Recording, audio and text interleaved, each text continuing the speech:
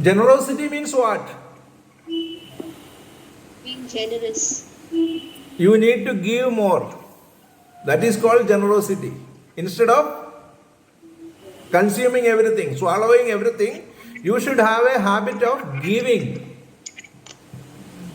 People say Pakistanis are more happier than Indians. You know what are the 6 parameters that define World Happiness Index?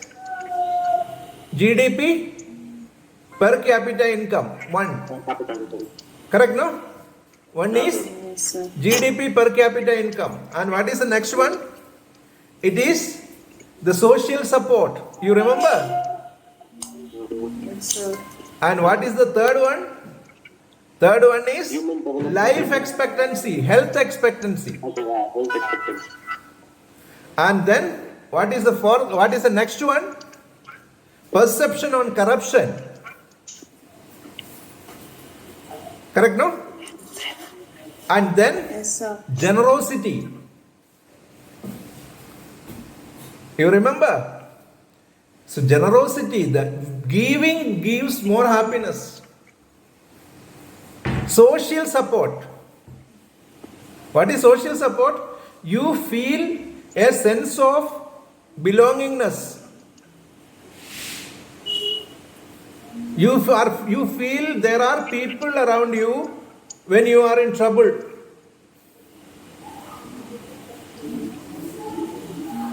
So that is the next rhyme. What is the next rhyme? Baba, black sheep, have you any wool? Any wool? Yes sir, 3 bags 3 full. bags full. One for my master and one for his dame and one for the little boy who lives in our lane. What is the thing? Baba, black sheep, have you any wool? Yes sir, 3 bags 3 full. bags full. One for my master and one for his dame and one for the little boy who lives in our lane. So this black sheep never think about himself or herself. The black sheep is asked, what are you going to do with the wool? Agree? And the black sheep is telling, one for my master. 2 bags full of wool is there. One I am going to give my master and the other one is I am going to give to his dame. And the third one, to whom it is given? A boy who is not related to his master or dame, but a person who stay in our lane. So what I am trying to tell is bringing happiness, bringing joy is linked with your mentality, your readiness to give. Now, is there any research to find out whether this is going to help your productivity? There is research. World Happiness Index says generosity brings happiness. Giving others. You understand? So, naturally, that is the form of research. And second thing is, there is, I think I have seen a research, somewhere a paper written, the 2 groups of people were selected. You understand? 2 groups of people. Groups of people. Each group were given some money. For example, 500 rupees each. You understand, Salman? Yes, sir. Now, first group is asked to spend the money on others. And second group is asked to spend the money on somebody else. When they came back, after doing their assignment, they measured their mood. And then they found out that the people who have given or spent on somebody were more happier than the people who spend on themselves. You understand? So this is the beauty of giving. Baba, black sheep, have you any wool? Yes, sir, 3 bags full. One for my master and one for his dame and one for the little boy who lives in our lane. So this is a very interesting rhyme. So if you are working in a corporate company after this, or you are choosing a business as your profession, still I say that end of the day you should develop the ability of contributing something for the society. Choose a job with a social outlook. For example, a person who is working as a software engineer is having a social outlook.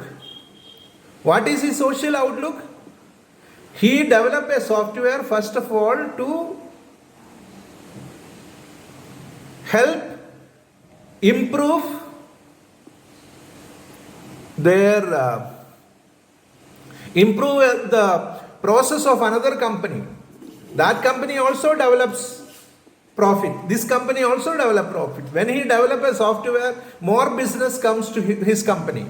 More people will be added to the workforce. They will start spending the money. Consumption improves. More and more shots, the traders get profit. So this is a chain reaction. These are all complementary. Your effort leads to growth and value addition to the society. So that is the generosity. That is why, you like that particular black sheep. You like that black sheep because black sheep is ready to give. One for my master and one for his dame. You can always say, oh, he is the master. He is bound to give. But what is the relationship with the little boy? I am not telling you just give all the 100% to somebody. But what I am trying to tell you is, you should give more often to people. More often to the others. More often to the people who are in need. COVID has made us to feel the pain of people. We are all pained and others are also pained. So, others are also in pain. Next one. Preparation, planning, execution. These are all important part of management. You know that. If you don't prepare, the result will be disastrous. For example, tomorrow you have to go to your college. You have to prepare the day before. At least the clothes should be ironed and kept. The assignment should be completed, which is supposed to be submitted. If there is a test, you should prepare for the exams. Correct, no? In corporate, this preparation should be more better because there is a competitor out there who is better prepared, who can really trouble your objective of achieving certain organizational objectives. They can unsettle. So the preparation is the key. Planning is the key. If you are not planned well, if you have not prepared well, you are out of the business. You are going to fail in exams. So what is the rhyme? 3 little kittens, they lost their mittens and they began to cry. 3 little kittens, they lost their mittens and they began to cry. Oh mother dear, we sadly fear that we have lost our mittens. What is that? Oh mother dear, we sadly fear that we have lost our mittens. What is mittens? Mittens means that gloves which they wear at the food table, at the dinner table, lunch table. Lost your mittens, mother is telling, lost your mittens. You naughty kittens, then you shall have no pie. What mother said? You lost your mittens, you naughty kittens, then you shall have no pie. Mia, Mia, you shall have no pie. Then the kittens came back. The kitten is telling, 3 little kittens, they found their mittens and they began to cry. Oh, mother dear, see here, that we have found our mittens. Oh, mother dear, see here, that we have found our mittens. Found your mittens, you silly kittens, then you shall have some pie. Found your mittens, you silly kittens, then you shall have some pie. Some pie. Mia, Mia, oh let us have some pie. If you don't wear the mittens, you don't get the share of the pie. And this is the rule of the nature. This is the rule of cosmic rule. If you work hard, if you get it. If you don't get it. You should have the minimum preparation.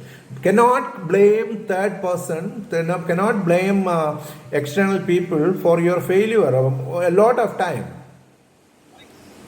You need to understand that preparation is very, very important in your success story. So what about the next one? Are you ready to... You see, initiative is another important organizational principle. No? Initiative. There are backbenchers, there are front benchers. You know what is the backbenchers? Backbenchers never take initiative, front benchers take the initiative. This is not the order in which you sit in the classroom. I am talking about the people, when a job is given, they will slowly go to the back side. I am talking about those people as backbenchers. I am not telling the order in which you sit in a classroom. You understand? So when a job is given, the people who take initiative, they become leaders one day. They are not worried of the failure. They are not worried about the criticisms they may face while doing the job. Because criticism is faced only by those people who do things. If you don't do things, nobody criticizes.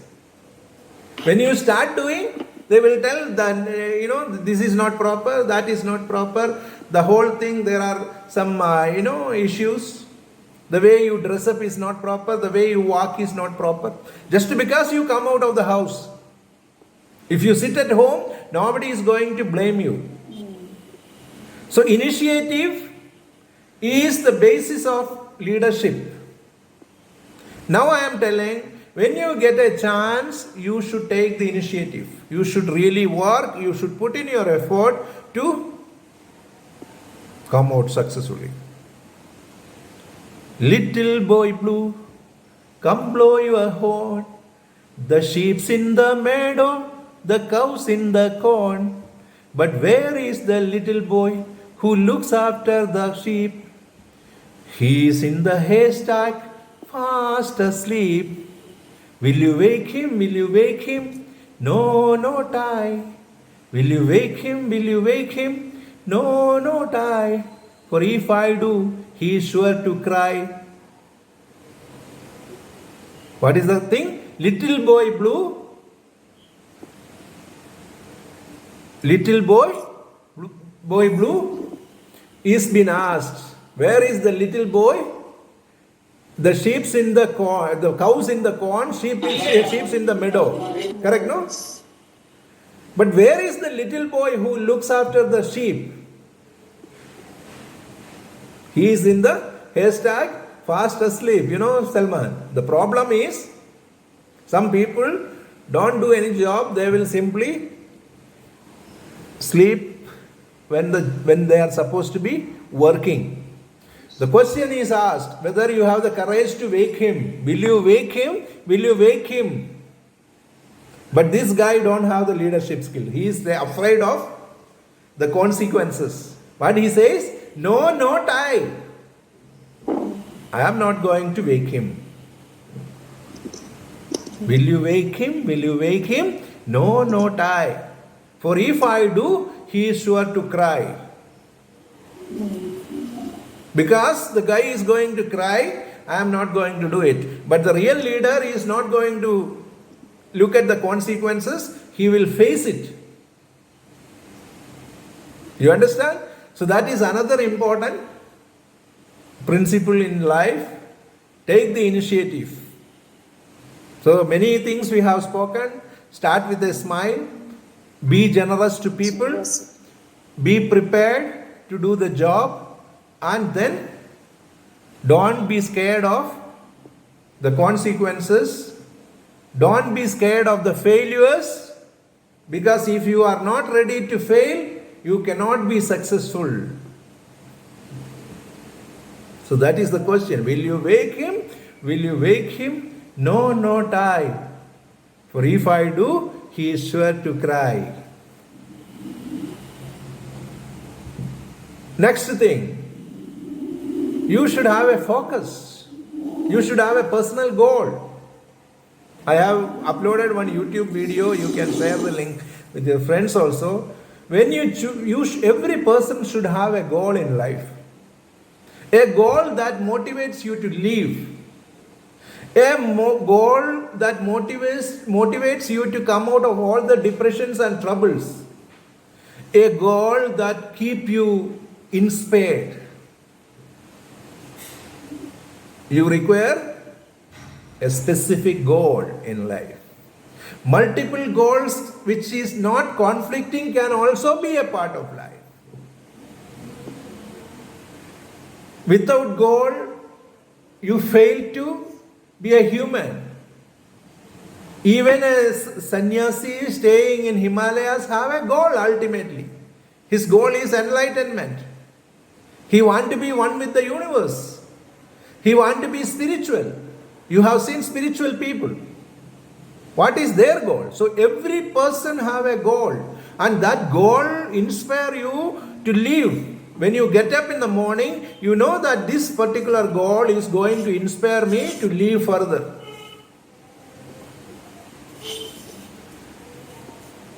That particular rhyme which nobody will miss. Pussycat, pussycat, where have you been? Pussycat, pussycat, where have you been? I've been to London to look at the Queen. Pussycat, pussycat, what did you do there? I frightened a little mouse under her chair. Pussycat, pussycat, what did you do there? I frightened a little mouse under her chair. So it started with going to London to look at the Queen. And then it is ended as frightened a little mouse. Old habits die hard.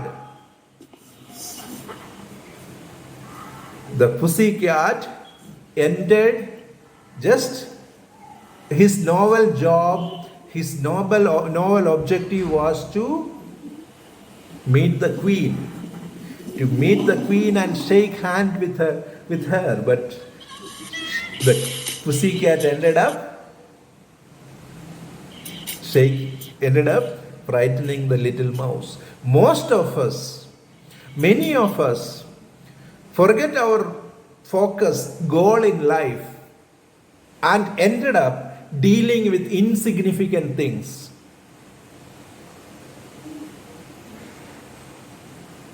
And you should not do that.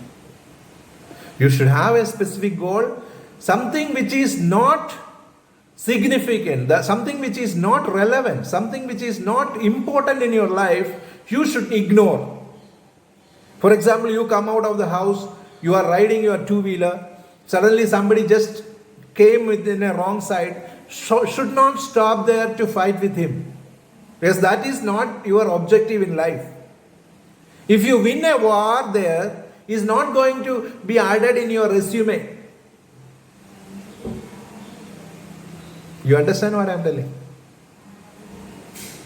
Your resume, you cannot write that this particular person, I have fought with him and I won. Correct, no, Salman? Correct. Where is Afshan? Gone. So, should have a great objective in life. You should have an objective that keep you motivating. Pussycat went to London to look at the Queen, but finally distracted by a mouse sitting under her chair. You understand? Next is, when you take the initiative, when you do something, there are consequences. Correct, no? There is always a consequences, and you cannot expect every time you get only a positive response for whatever you do. You understand? So what do? You need to deal with it. The consequences, harmful sometimes, you need to deal with it. When you take a soldier's job at the border, you are risking your life.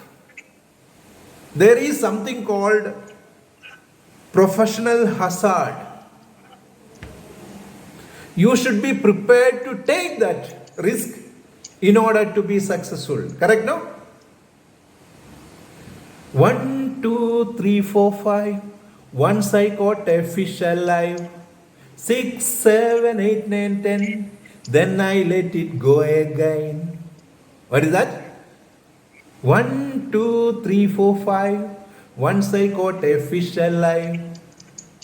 5, 6, 7, 8, 9. 6, 7, 8, 9, 10. Then I let it go again. Why did you let it go? Why did you let it go? Because it bit my finger so. Because it bit my finger so. Which finger did it bite? The little finger on my right. So when you catch the fish, there is a risk of the fish biting. But you should not allow the fish to go. You keep the fish with you. Because that was your goal. Just because it gave a small bite on your little finger, you allowed it to go. You failed. You failed in your mission. Just because you could not take the small pain of fish bite. 1, 2, 3, 4, 5. Once I caught a fish alive. 6, 7, 8, 9, 10. Then I let it go again. Why did you let it go? Because it bit my finger so. Which finger did it bite? My little finger on my right. So rhymes has got unlimited meaning. You know, how do you interpret is very, very important. So take the initiative and ready to face the consequences. You agree with me or what?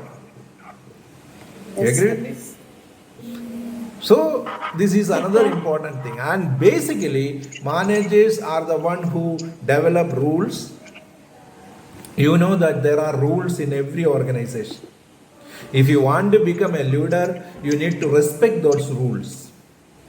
If you don't respect those rules and if you don't follow those rules, what happens? The organization will collapse. Because rules are for the smooth functioning of the organization, smooth flow of the processes.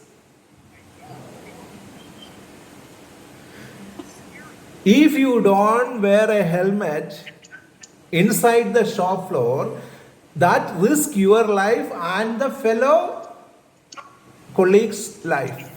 If anything goes wrong, the production will stop and the organization suffer. You agree with me? You agree? Yes, sir. Yes, sir. So you need to follow the rules. Don't ask question.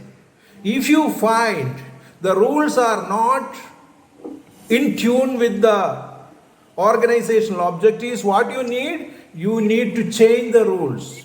How do you change the rules? Constructively change the rules. Communicate with the top brass.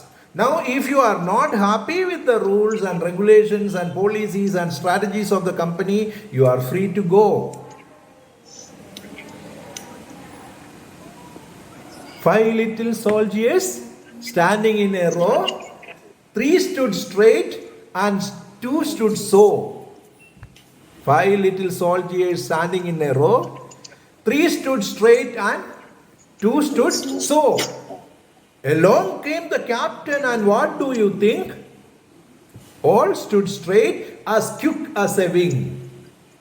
Along came the captain, and what do you think? All stood straight as quick as a wing. If you don't follow the rule, you will be punished. When the captain came, everybody stood.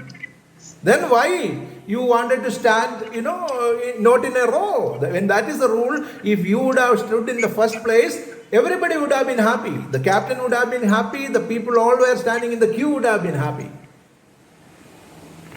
But many people fail to follow the rules, and then they get the response for deviating from what is expected of themselves. So along came the captain, and what do you think? All stood straight as quick as a wing.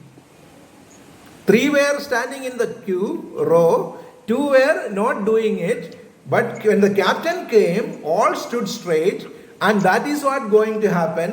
When the rule comes, everybody has to follow, and if you don't, because all rules are not something which is rigid, you need to be flexible with the rules. So certain rules needs to be changed over a period of time, and for that you need to convince your top brass that by bringing this particular new rule will help. If 8:30, 8:30. If this particular work to be completed in this particular time, yes. Rules are do's and don'ts in a company, No smoking means no smoking. You understand? Helmet means helmet. Otherwise, there will be stricter, punishments. And now we will, come to the last part of the things. Flexibility is one of the most important aspect of management. You need to be flexible. Why? Because environment there is a change. Internally, people, attitude, behavior changes. External environment impacts the internal people also. So everything is subjected to change. The level of supervision is subjected to change. Sometimes centralization needs to be replaced to decentralization. So it is important for you to be flexible. You need to adapt to the changes what is happening outside.